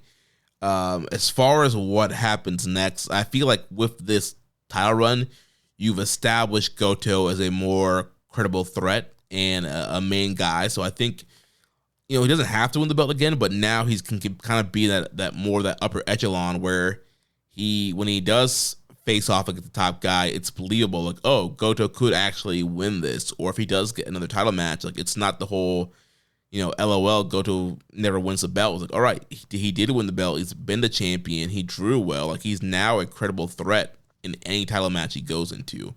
And so I would keep him alive like that. I mean, I would probably try to run him deep in G1. I don't know what format they'll use this year, but if they're going to do the whole, semifinal format where you have 3 guys from each block advancing, all that stuff they did last year, like I would consider, having him, advance through into one of those spots and maybe getting knocked out before the finals. But I think he's a guy now you can rely on and push deep in tournaments and rely on him for main events throughout the year. And you can put other titles on this guy and know that he's probably going to do business. I think this run and is probably going to stay with him for a while in terms of like his drawing power, especially if this is like a classic. And I have no doubt that this match is going to be, like probably, 4.5 plus. I think we're going to get something special, and something, emotional. So there's like, for me, it's not just like, the match was crazy, excellent moves. Everybody pulled it off really well. I had a lot of fun watching it, but if it makes you feel, right? It makes you feel something. You got all sorts of different emotions. When Goto won that belt, I saw people talking about how they were weeping. I got spoiled on his win, and I almost lost it, knowing that he was going to win that match. So the guy can do it, and I think that's what separates like the best in class from awesome guys, is that ability to make you feel something other than, hey, I'm watching a great match. It's like you're invested in them personally, and you're invested in their their outcomes, and you want to see something good for them, or you want to see something terrible happen to the bad guy. So I think Goto can do that, and it's a very, very high level skill. It's like the highest skill a professional wrestler can have, in my opinion. Yeah, very well said. So this should be a great main event, but the crowd will be super hot, a lot of emotion here. So we'll see who ends up walking away with the title come Saturday. I did miss a question from Rambo's on Jeff Cobb. He says, if this is Jeff Cobb's swan song in New Japan, what do you think about his run overall? Could he have been a bigger deal as a foreign monster if things played out differently? Or did he basically achieve everything that he could have hoped for? I think he ended up exactly where he should have been. He held a whole bunch of titles, just not the top one. I think he did great. And New Japan's not an easy place to work. Like, you got to have the chops, and this guy clearly had the wrestling chops to stick around for a great many years, to be trusted with titles, to be trusted to go undefeated in a G1 or have a 8-0 run or something like that in the G1. So he had a tremendous, if this is it for Cobb, tremendous run in New Japan. Yeah, his run was great. I don't think he would have won the title. I don't know if he would have been ever really considered for that. But I mean, outside of that, like you mentioned, he's had a lot of title runs. He's been a very dependable guy. Great run. They did kind of do a monster here run with him, like you mentioned, in G1 that year, kind of going undefeated until he got to the block finals. So yeah, he's done a lot of great stuff. He's had a lot of highlights. Been a great part of United Empire. Great teaming with Okan or Henare. So yeah, he's done a lot since 2017, 2016, however long he's been a part of New Japan. And yeah, I think his run will go down as a really great run for a foreigner. And hopefully he does stay. But I wouldn't blame him if he does leave. But overall, yeah, really good run. So that's going to do it for our preview of Sakura Genesis. So again, that's coming up this Saturday. So we'll be back next week to review that. And then we just got a few news items here to run through. So we do have a match announcement for Windy City Riot. It was announced that Azumi will take on Mina Shirakawa, with the winner getting to be the number one contender for the Strong Women's title. And I'm assuming that will probably happen at Resurgence in California. Mercedes is announced for that show.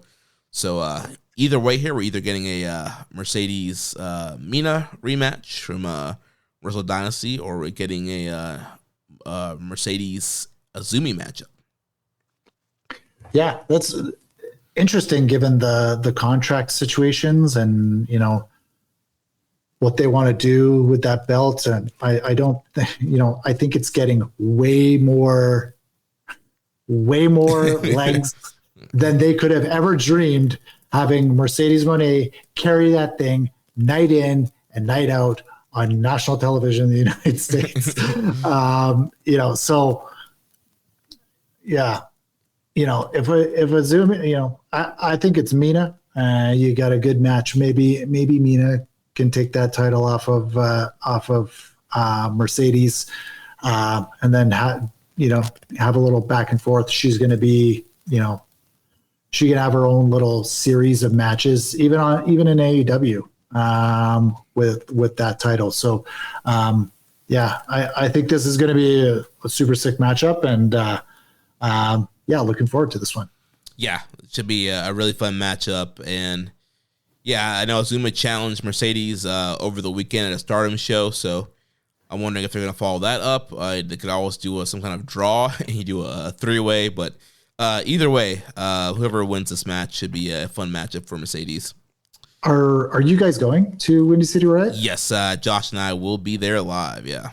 So you'll have to report on the live show Charisma for us. Yes, I'm sure it's going to be off the charts, but I will bring back a detailed review of the live show Charisma.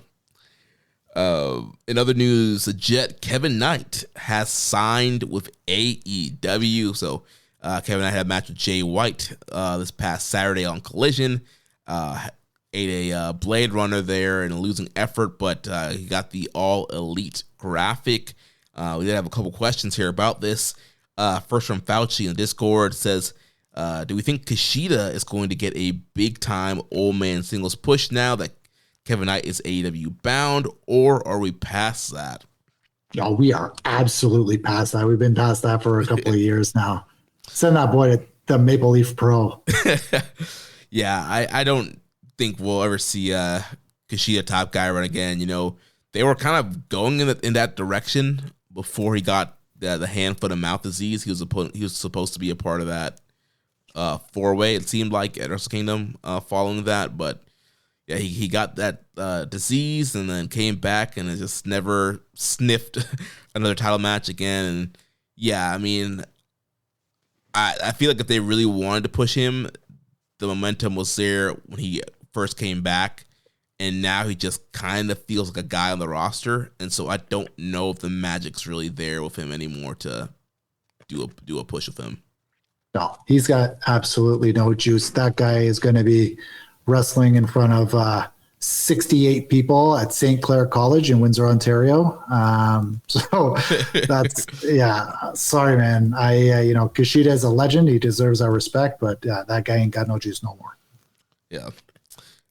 Next question here from Barry Walsh. She says, been thinking about this one for a while and didn't really want to send it, but with Kevin Knight having just signed for AEW, I read he sat with Tony Khan and Rocky to discuss the contract, and happy for Kevin to get to showcase himself more and earn more money. But is Rocky not in a conflict of interest situation, working for both places and possibly having sensitive information on both companies, then negotiating with talent from one to another?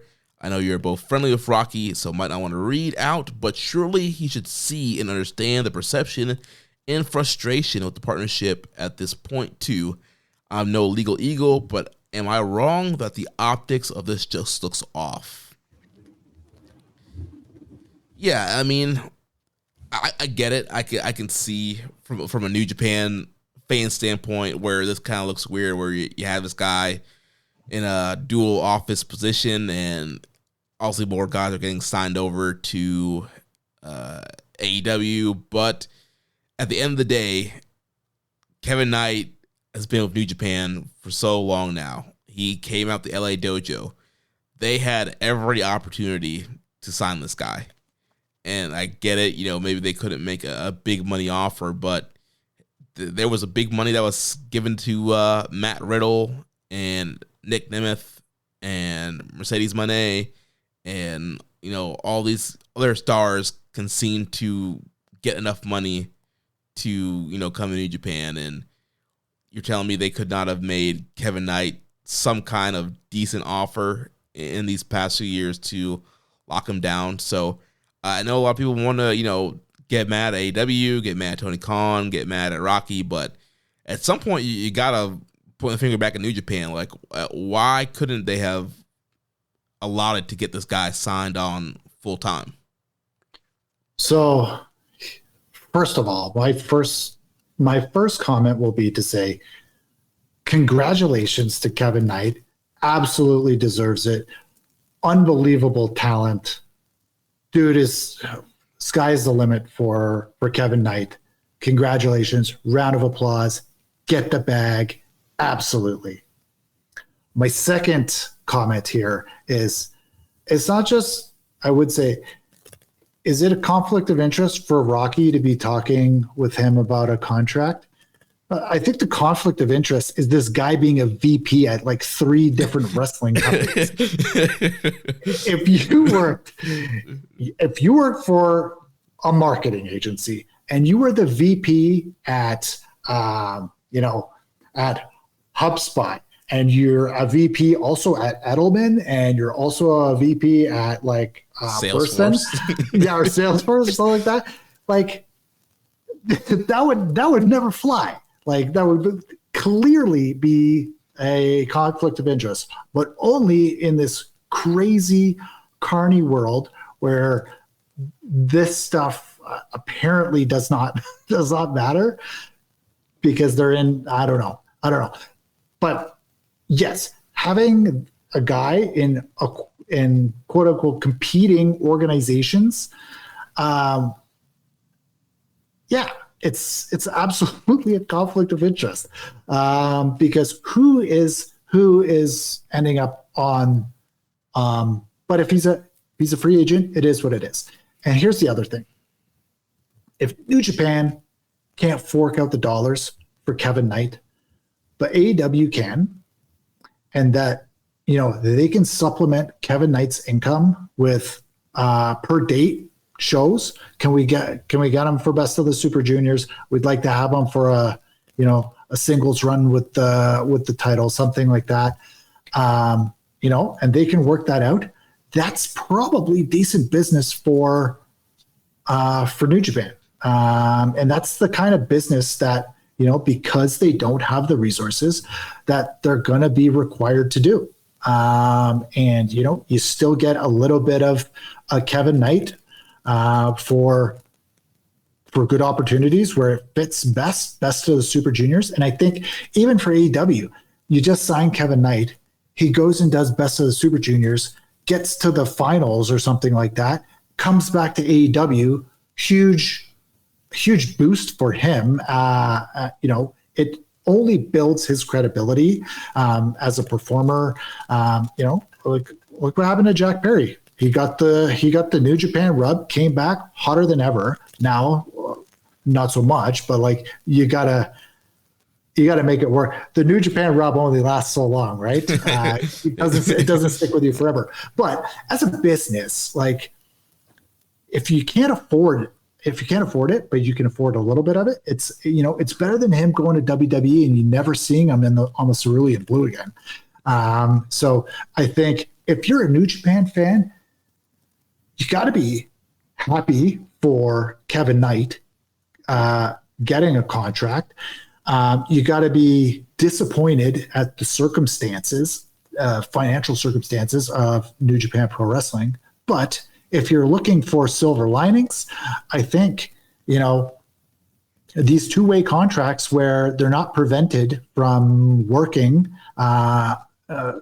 overseas or working for AEW or for New Japan, that's the best you can hope for. And, and if they choose to bring him in for the right spots, I think it helps both companies. And so maybe that's something that Rocky can help smooth out. But yeah, if he's negotiating contracts against one another as a VP for both companies, that doesn't make sense whatsoever, and absolutely should not be doing that. But if he is doing it in a mentorship role, hey, here's how you read a contract, here's what you should be looking for, here's the differences between the contracts, that type of stuff, then yeah, he's a mentor to these guys, and maybe he could be doing that kind of stuff. But in a professional capacity, absolutely, it's a conflict of interest. Yeah, and with Kevin Knight's contract, he does have the New Japan provision where he's going to be able to continue to work. New Japan, he's set for Windy City Riot, him and Kushida challenging for the strong openweight tag team titles, and he did tweet out that there's unfinished business in New Japan. So, like you're saying, yeah, we could potentially still see him more in Japan, and AEW has a pretty big roster right now, and so you can't put everybody on TV. So, we'll see if he ends up being in Super Juniors, but, he could come over to some tours, and clearly they're still wanting to do the Jet Setters thing with Kushida. He's teaming up with him there, and then Maple Leaf Pro. So, yeah, there's definitely some hope that we will see Kevin Knight some more, but ultimately, yeah, very happy to Kevin Knight getting signed. He did get a WWE offer, but they wanted him to do a tryout at the PC and teach him how to do a headlock and find the hard cam. And I'm glad he did not take that. I'm glad he's not a mark for those letters, and he realized his value and what a star he is. So, yeah, I think good things will come for Kevin Knight in AEW. Super young, super talented, a lot of great guys there that he can work with and elevate. And yeah, I know the Rocky thing seems weird. Obviously, I don't know the differences and what his roles are in AEW and New Japan and kind of what role he actually plays in the contract.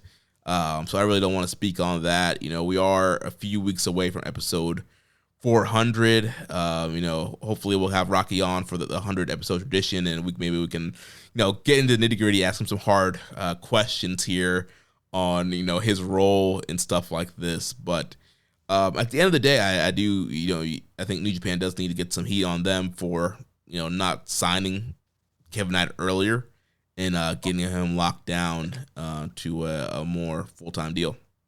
The heat should be on them keeping him with Kushida for this long. Honestly, it's inexcusable. The guy would have benefited. I said this on Twitter. He would have benefited tremendously from a singles run. Like he did that Jet Setters thing long enough. Like he learned enough from Kushida. He should have had a legitimate singles run, whether he won the belt or not. He should have had a legit run as a singles competitor in New Japan Pro Wrestling. Yeah, I mean, there's definitely a spot for him to be a singles guy in the junior division. I mean, honestly, too, like he's packing on some size. A move up to heavyweight could have been fun as well. So there's a lot of stuff that could have done with him. Yeah, and he's look at the juniors that they got. You got Jacob Austin Young.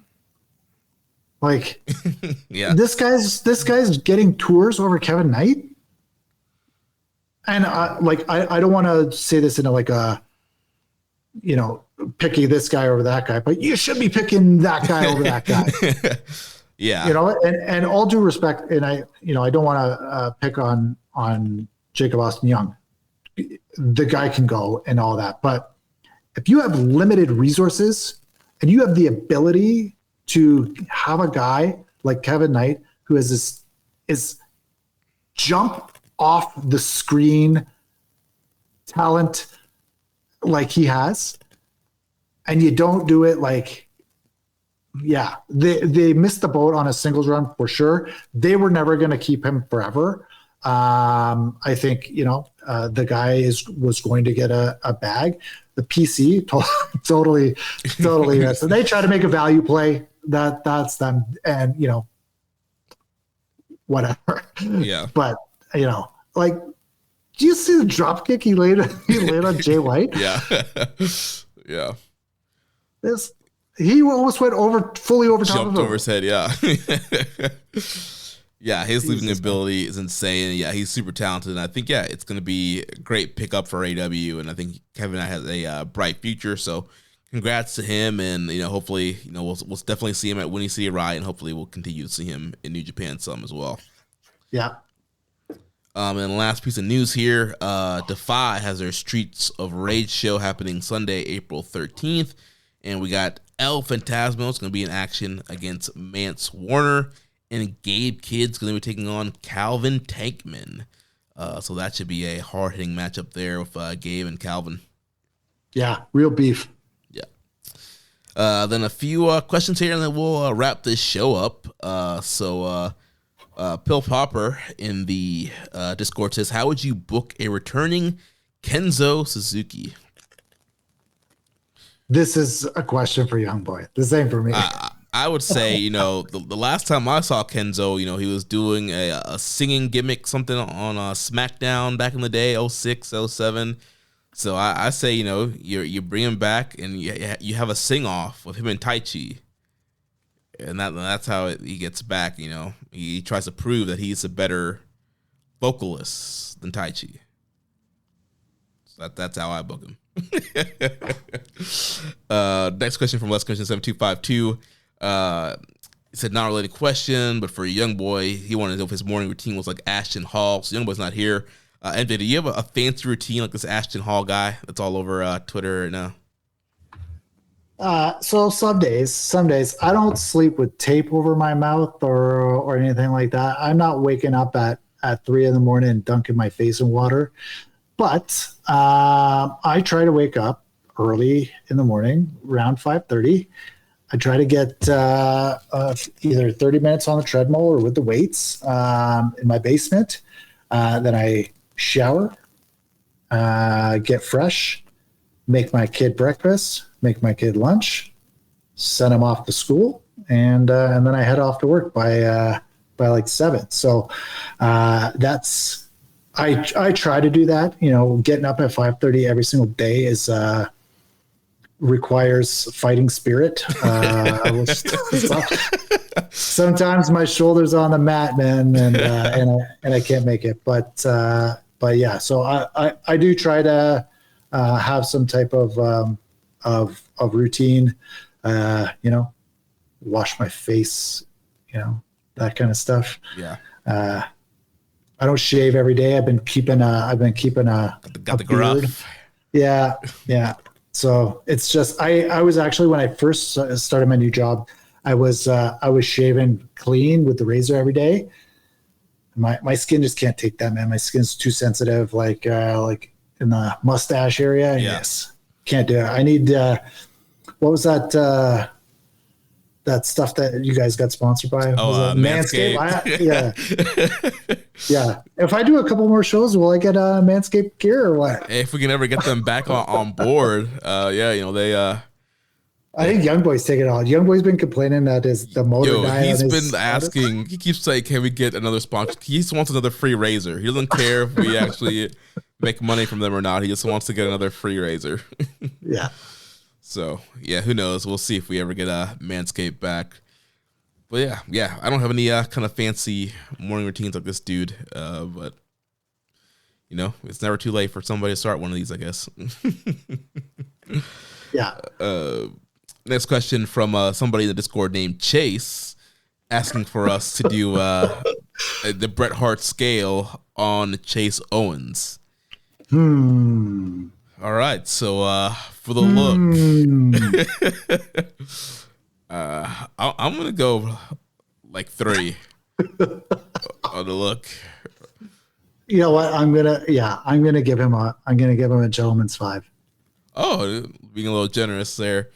Yeah, I just feel like, you know, he's done the kind of like, you know, cosplay AJ Styles thing for a while now, and you know, he's wrestling in the t-shirt. You know, the hair on top's kind of thinning out. Not always in the best shape. Yeah. I gotta be hard on this guy. I'm going 3 for me on the look. So look, Mike on the mic, I'd go like 7. He's very entertaining when he's on commentary. Yeah, you know what? I will also give him a 7. Yeah. All right. So look, Mike. When he was talking about him being the champion of Texas and that stuff, that popped me. I like that. Yeah, his commentary is pretty great. And then for the work, the work has gone downhill. Yeah, I'd probably say like 5. Like he has the mechanics, but like he's just not as dynamic as he was a few years ago. Yeah, I like the jewel heist. Is that the one, the sit out clothesline? Yeah, move that he does there. I like that move. Yeah, he's got a couple of nice moves. Yeah, he has a pretty good moves. I mean, again, he's like the cosplay AJ Kenny. He's throwing V triggers. He's he's Temu. yeah. You order AJ Styles on Temu. You get Chase Owens, but so yeah, he has some cool moves. Package Power Driver, obviously, very, you know, one of the most devastating finishers in the company. But yeah, this guy has not been having blow-away matches, and his best singles matches are with like Ishii, which it's Ishii, and like 6 years ago. Yeah. And then It Factor.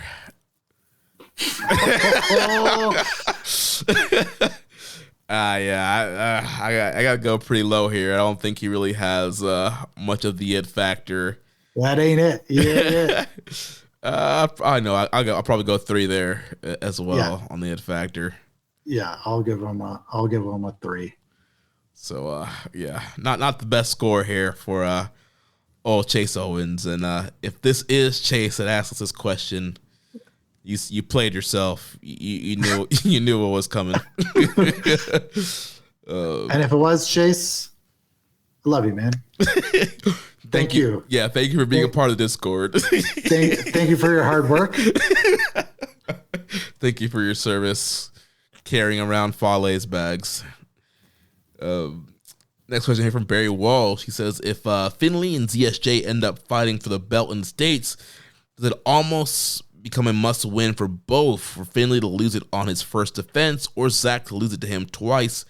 Would set either of them back, or a lot are the strong shows like a canon and a side quest thing? Am I the last person to realize that well, it's a separate question there. So first, I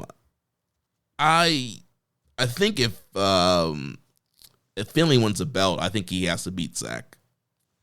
Yeah, I agree. He needs to have an extremely strong run. Otherwise, why are you taking the belt off of Goto to hot potato it back to Zach? Makes no sense whatsoever. Right, yeah. If Zach's going to get it back, I'd rather him just get the win back from Goto. Yeah, and I don't think you should go back to Zach this early. It wasn't a big mistake, clearly, to have him come off the belt.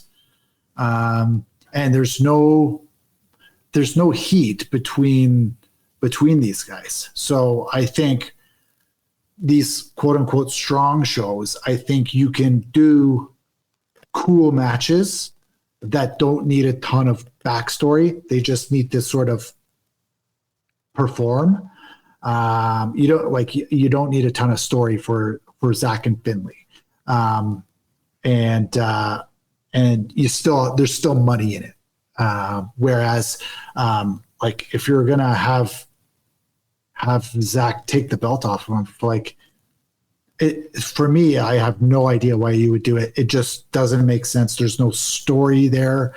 Zach's off in Chile. Who knows what he's doing, hiking the Andes and whatnot.